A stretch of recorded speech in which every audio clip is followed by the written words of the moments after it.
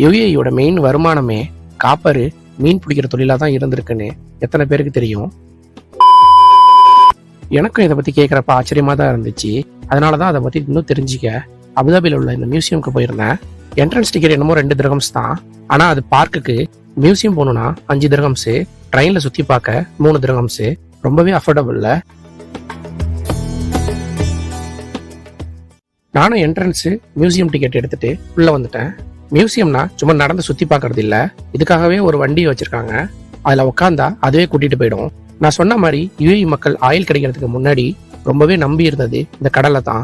மீன் பிடிக்கிறதும் முத்து குளிக்கிறதும் தான் அவங்களோட வாழ்வாதாரமாவே இருந்திருக்கு.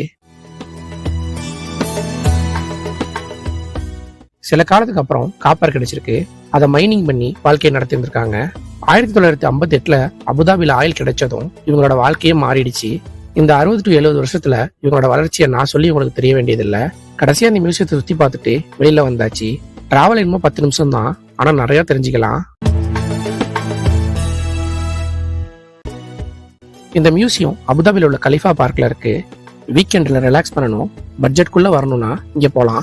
அப்புறம் இந்த மாதிரி UAE updates and food videos பார்க்க மறக்காம சர்ப்ரைஸ் பண்ணுங்க. இதெல்லாம் நான் தான் சொல்லணும், வேற யாரும் சொல்லுவா?